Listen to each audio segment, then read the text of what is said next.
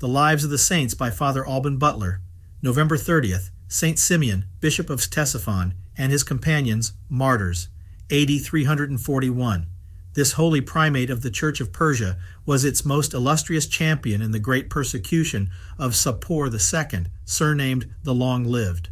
The haughtiness of this prince appears from his letter to Constantine the Great, preserved by Ammianus Marcellinus, in which he styles himself King of Kings, partner with the stars, brother of the sun and moon, and says that whereas in valor and virtue he surpassed all his predecessors, he ought to have demanded the largest extent of empire that any of them had possessed. Nevertheless, though their dominions had formerly reached as far as Macedonia, he contented himself with insisting only on the restitution of the eastern parts, which had been usurped by the Romans. It was as much out of hatred of the Roman name as of the faith that this haughty tyrant vented his rage on the Christians of his empire in 3 bloody persecutions. The first he raised in the 18th year of his reign, of Christ 327, in which were crowned Jonas, Barachisius, and others, mentioned on the 29th of March.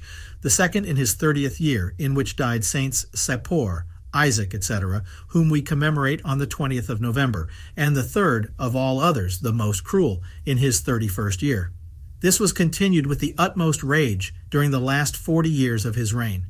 So Zoman writes that the names of 16,000 who were crowned by it were upon record, but adds with St. Marouf that those whose names were not known on earth were innumerable. Of these glorious martyrs, St. Simeon and his companions were the most illustrious. St. Simeon was surnamed Bar Sabbae, signifying the son of a fuller from the trade of his father according to the custom of the Orientals.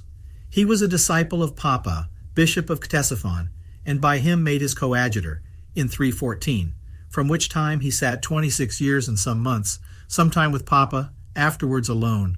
The Council of Nice declared the Bishop of Ctesiphon Metropolitan of all Persia, which happened in St. Simeon's time, for he assisted at that council not in person, but by his priest, who was afterwards his successor, and named Sciadhustus, as Ebegesus and St. Marouf testify. The Chaldaic Acts of the Martyrdom of St. Simeon, written by St. Marouf, give us the following account of his triumph. In the 117th year of the kingdom of the Persians, the 31st of Sapor, the King of Kings, of Christ the 340th, King Shapur, resolving to abolish the Christian religion, decreed that whoever embraced it should be made a slave, and oppressed the Christians with insupportable taxes. The Lives of the Saints by Father Alban Butler. November 30th, Saint Simeon, Bishop of Ctesiphon, and his companions, martyrs. AD 341. This holy primate of the Church of Persia was its most illustrious champion in the great persecution of Sapor II, surnamed the Long-Lived. The haughtiness of this prince appears from his letter to Constantine the Great, preserved by Ammianus Marcellinus, in which he styles himself King of Kings, partner with the stars, brother of the sun and moon, and says that whereas in valor and virtue he surpassed all his predecessors, he ought to have demanded the largest extent of empire that any of them had possessed. Nevertheless, though their dominions had formerly reached as far as Macedonia, he contented himself with insisting only on the restitution of the eastern parts, which had been usurped by the Romans. It was as much out of hatred of the Roman name as of the faith that this haughty tyrant vented his rage on the Christians of his empire in 3 bloody persecutions. The first he raised in the 18th year of his reign, of Christ 327, in which were crowned Jonas, Barachisius, and others, mentioned on the 29th of March. The second in his 30th year, in which died Saints Sapor, Isaac, etc., whom we commemorate on the 20th of November, and the third of all others, the most cruel, in his 31st year. This was continued with the utmost rage during the last 40 years of his reign. So Zoman writes that the names of 16,000 who were crowned by it were upon record, but adds with St. Marouf that those whose names were not known on earth were innumerable. Of these glorious martyrs, St. Simeon and his companions were the most illustrious. St. Simeon was surnamed Bar Sabbae, signifying the son of a fuller from the trade of his father according to the custom of the Orientals. He was a disciple of Papa, Bishop of Ctesiphon, and by him made his coadjutor, in 314, from which time he sat 26 years and some months, sometime with Papa, afterwards alone. The Council of Nice declared the bishop of Ctesiphon metropolitan of all Persia, which happened in St. Simeon's time, for he assisted at that council not in person, but by his priest, who was afterwards his successor, and named Sciadhustus, as Ebegesus and St. Marouf testify. The Chaldaic Acts of the Martyrdom of St. Simeon, written by St. Marouf, give us the following account of his triumph. In the 117th year of the kingdom of the Persians, the 31st of Sapor, the King of Kings, of Christ the 340th, King Shapur, resolving to abolish the Christian religion, decreed that whoever embraced it should be made a slave, and oppressed the Christians with insupportable taxes. St. Simeon wrote to him a letter with that courage which nothing but a truly apostolic spirit could dictate. And to the threats of the king against him and his people, he answered, as Jesus willingly offered himself to death for the whole world, and by dying redeemed it, why shall I be afraid to lay down my life for a people with the care of whose salvation I am charged? I desire not to live, unless I may continue unspotted and undefiled. God forbid that I should purchase life at the hazard of those souls for which Jesus died. I am not so slothful as to fear to walk in his steps, to tread the path of his passion, and to share in the communion of his sacrifice. As to your threats against my people, they do not want for courage to die for their salvation. The king, receiving this answer, trembled with wrath, and immediately dictated a decree, commanding all priests and deacons to be put to death, the churches to be leveled with the ground, and the sacred vessels to be converted to profane uses. He added, and let Simeon, the leader of wicked men who despises my royal majesty, worships only the God of Caesar, and despises my divinity, be brought and arraigned before me. The Jews, naturally enemies to the Christians, seeing the circumstances favorable to their malice, said to the king, if you, O king, write to Caesar, he will take no notice of your letter. But at a poor line from Simeon he will arise, adore, and embrace it with both hands, and command all things contained in it to be instantly put in execution. Simeon, pursuant to the king's orders, was apprehended and bound in chains with 2 others of the 12 priests of his church, Abdakla and Hananias.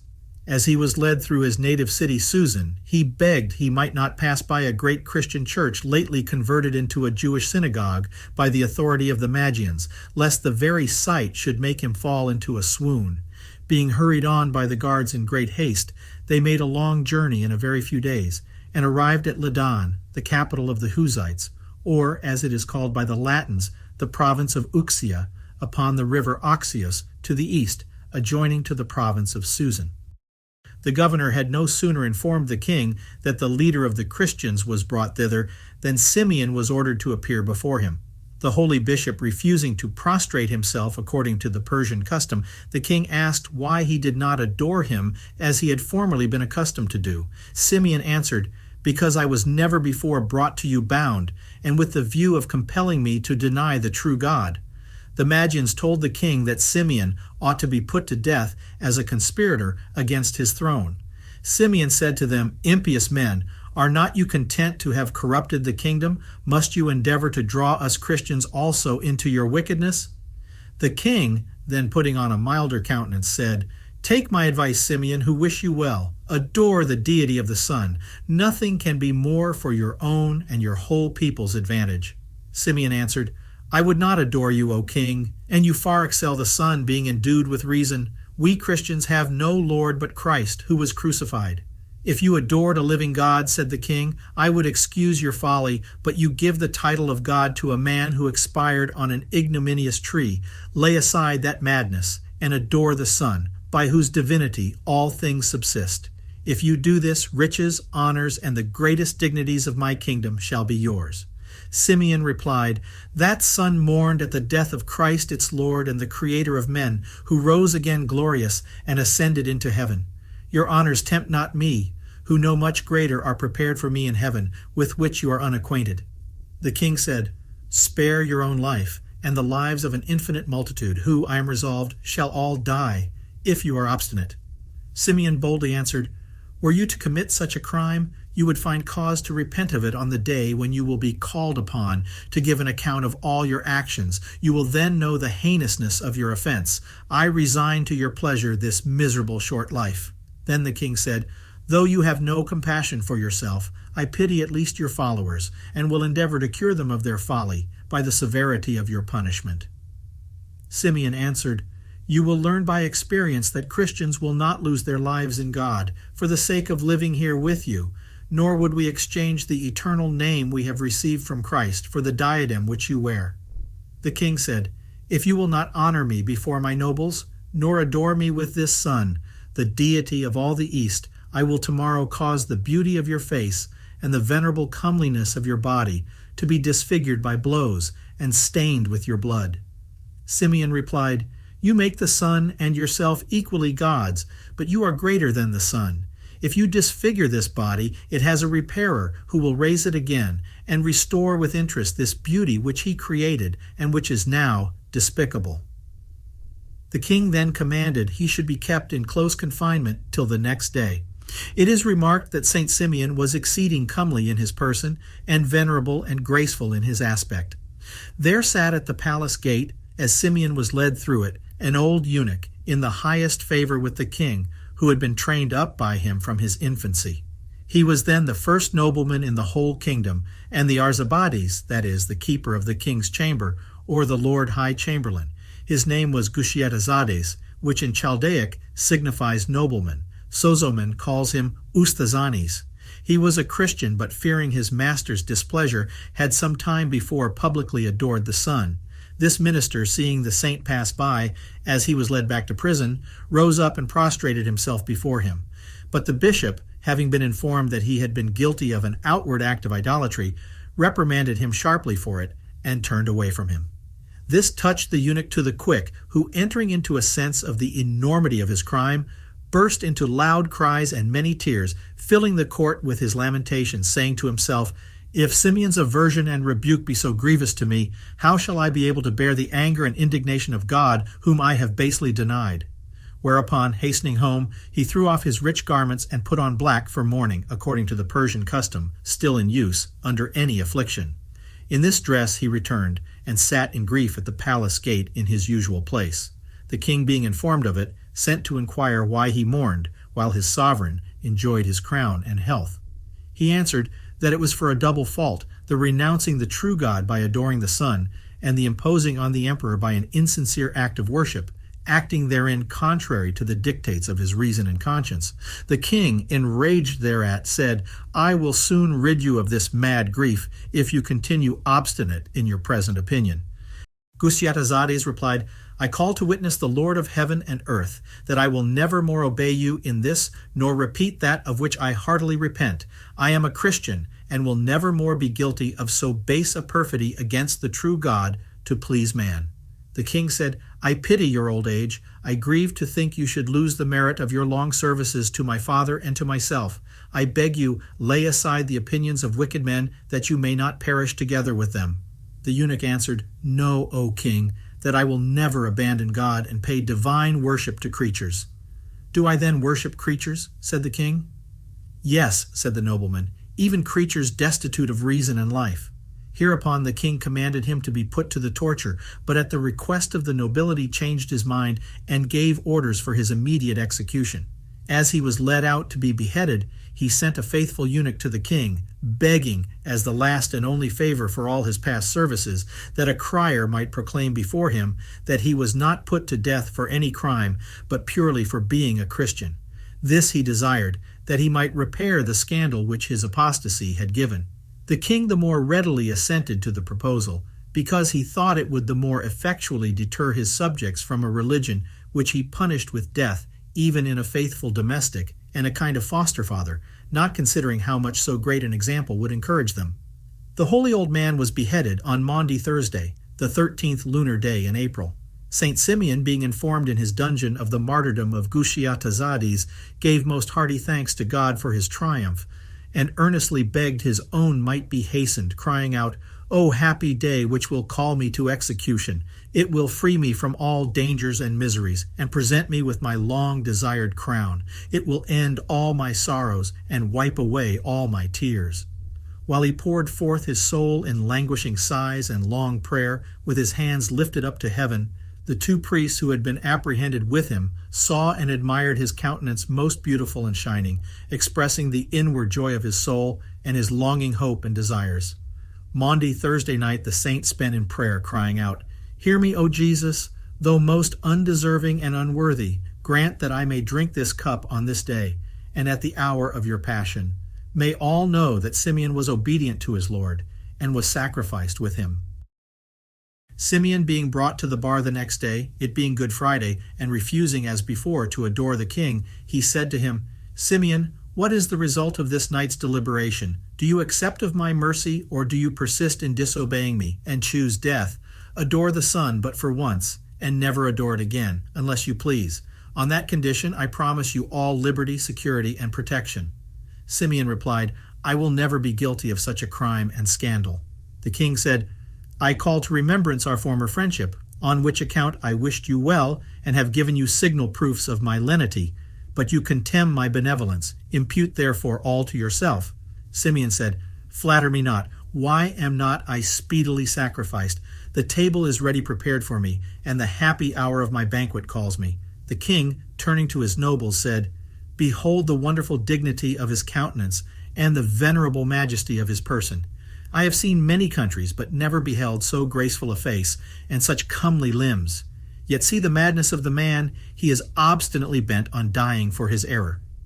To this they all answered him, "O king, your wisdom cannot so much admire the beauty of his body, as not to regard more the minds which he has corrupted." Then the king condemned him to be beheaded, and he was immediately conducted to execution. 100 other Christians were led out to suffer with him, among whom were 5 bishops, some priests and deacons. The rest were of the inferior clergy. The chief judge said to them, "If any one of you will adore the Son, the great God, let him step forth. His life shall be granted him." But not one of them accepted life at this rate, all crying out, "Our faith in God teaches us to contemn your torments. Your swords cannot cut off our firm hopes of our resurrection. Your pretended deity we will never adore." The officers accordingly began to dispatch them, while St. Simeon, standing in the midst of them, continued exhorting them to constancy in the assured hope of a happy resurrection. After the 100 martyrs were executed, St. Simeon also received himself the stroke of the axe, together with his 2 companions, Abdiacla and Hananias. The latter, as he was putting off his clothes, was seized with a violent but involuntary trembling, which being observed by Fusik or Fusik, who had been a few days before created by the king the Carogabaris, or prefect of the king's workmen, cried out, "Hananias, banish all fear, shut your eyes one moment, and you will behold the light of Christ." He had no sooner said this than he was seized and carried before the king, who reproached him as ungrateful for the honor lately conferred upon him. Fusik answered, "I could desire to exchange my life for their death. I renounce this, your honor, full of cares and trouble, and beg their death, than which nothing can be more happy." Then the king said, "Do you despise your dignity and prefer death? Are you a lunatic?" Fusik answered, "I am a Christian, and by a most certain hope in God, I prefer their death to your honors." The king, being enraged, said to his attendants, "This man must not die by any common death," and commanded that the back of his neck should be cut through into his mouth, and his tongue plucked out by the roots through the wound. This was executed with extreme cruelty, and Fusik expired the same hour. He had a daughter who had consecrated her virginity to God, who was also apprehended, and crowned with a no less glorious martyrdom in 341. Saint Simeon and all this troop are mentioned with most honorable encomiums in the Roman and all the Eastern martyrologies. Saint Marouf translated the relics of Saint Simeon and deposited them in the church of his own episcopal city, which from thence took the name of Maropoulos. Saint Simeon suffered on the 17th of April, in 341, the 2nd year of the great persecution, and is named in the Roman martyrology on the 21st of this month, but is honored in the Greek Nicaea on the 17th, and in the Menology of the Emperor Basil on the 14th of this month.